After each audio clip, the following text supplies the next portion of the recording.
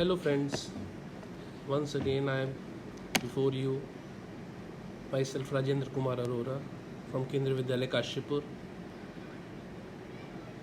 बच्चों, in this class of business studies we are going to learn the concept of planning, its importance and features. Planning as the fourth unit in business studies class 12 CBSE syllabus, itself very important unit, one of the primary functions of management, that is planning. Afterwards we learn organize, staffing, directing and controlling, but among the 5 functions we start with the planning. So students, firstly you should know the meaning of planning. Planning can be defined as thinking in advance what is to be done, when it is to be done, how it is to be done and by whom it should be done. हमने क्या करना है, what is our aim, when it is to be done, कब उसको कार्य को पूरा करना है, कैसे पूरा करना, how, और किसके द्वारा उस कार्य को पूरा करा जाएगा. यानी कि जहाँ आज हम खड़े हैं और जहाँ हम पहुँचना चाहते हैं, where we stand today and where we want to reach, planning is the one which bridges the gap. यानी कि present, future, इन दोनों को जो लिंक कर रहा है, that is plan. Planning is one which bridges the gap between the present and future. What is to be done? What is our aim? When the aim is to be accomplished, कब उसको पूरा होना है? How will we achieve the aim? And by whom? Number of employees, persons, types of employees who are going to involve in achieving the aim, that is known as planning. Once again, it is anticipating the future, deciding the all things we have discussed earlier. Now, in the concept of planning, there comes the features of planning. We are going to discuss about the features of planning. First, planning focus on achieving objectives. In planning, firstly we decide the objectives, यानी कि what is to be done. Planning हमेशा सबसे पहले objectives के ऊपर based होती है. Objectives are the end results where we want to go, where we wish to go. For example, the objective being mentioned here, we want to increase the sales by 10%. Our objective is for the particular year we want to increase the sale by 10%. Quality rejections reduction from 5 to 2. मतलब out of the 100 products we made earlier, we are getting 5 products as non-quality, but we want to reduce that. Out of the 100, only 2 products should be rejected. That is planning focus on achieving objectives, that is aim, what we want to achieve. It is the primary function of management. It is the primary or first function of the management. No other function, that is without planning there is no use of organizing, staffing, directing and controlling. All functions depend upon the objectives, plans. A well prepared plan is equal to half work done. Whenever we prepare a good plan, that means that our half work is completed. Objectives of the organization that are being fixed, they gives us the direction. After planning, we come to organizing, then staffing, then directing, then controlling, then once again planning. This is a circle which keeps on going. But definitely, starting point is planning.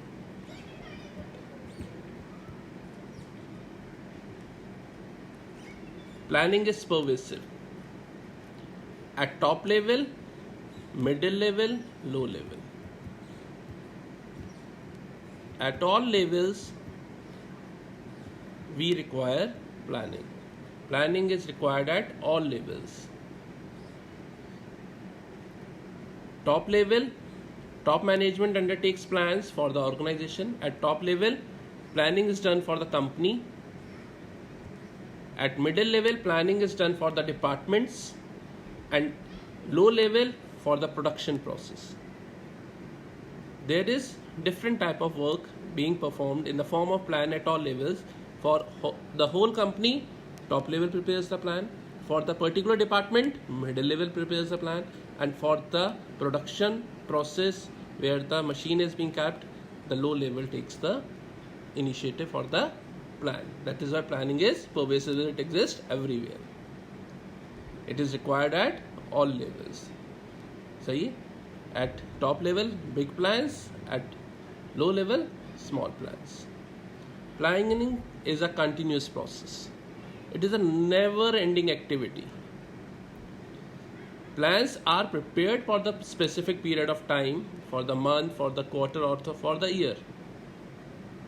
But after the year, new plans are being drawn on the basis of previous plans, previous actions, previous controllings, previous checkups. If the plan is made during the boom period,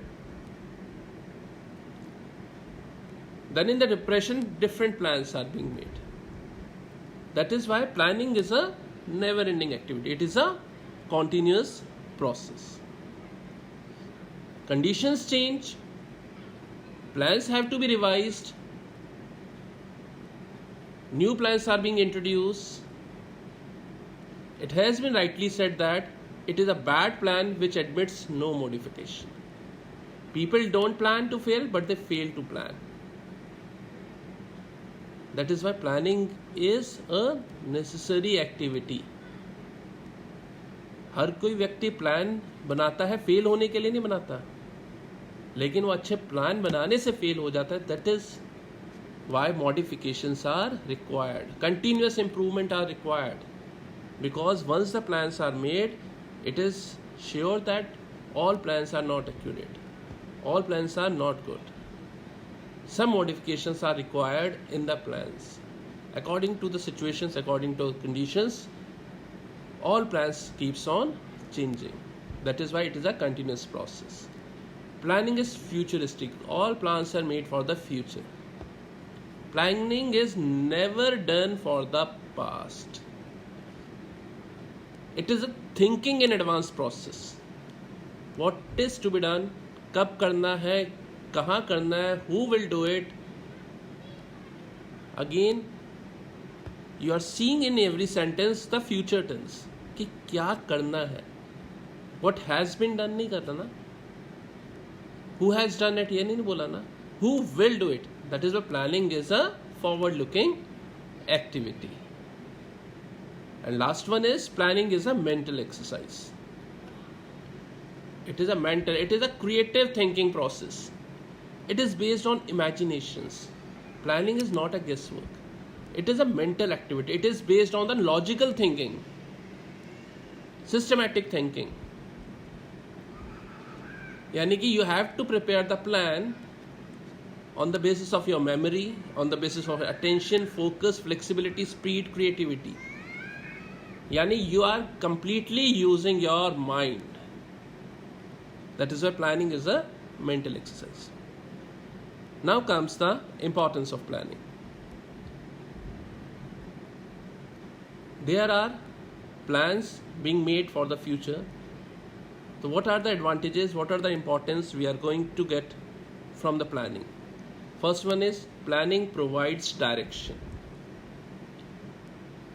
You have prepared the objective. You have prepared the objective that you are going to increase your sales by 10%. That is the objective. Now your direction is to achieve the increasing sales of 10%. You have to decide your course of action. What will be your action? How you will perform the work? Due to planning, employees know in advance which direction they have to work. If there is no planning, all employees would go into the different direction and organization would not be able to achieve its desired goal. So once the objectives are formed, that is the plans are being made, it gives a direction to all the employees that we have to follow that goal. The first advantage is planning provides the direction. It reduces the risk of uncertainty. Uncertainty is the chance of loss. Unexpected situations. On the basis of planning, you are able to predict the future events and you are able to face the unexpected events. I am saying that, I agree with you that uncertainties cannot be stopped. The losses, uncertain events, you cannot stop them. But on the basis of planning, you can reduce them. You can reduce the risk. You can reduce the uncertainty. That is why you have prepared the plans. The planning reduces the risk of uncertainty. It definitely does not end the uncertainty, but it definitely tries to reduce it. That is the other importance. Planning reduces overlapping and wasteful activities. Unnecessary activities. If you prepare the plans, it is better that you are sure that unnecessary activities are being stopped.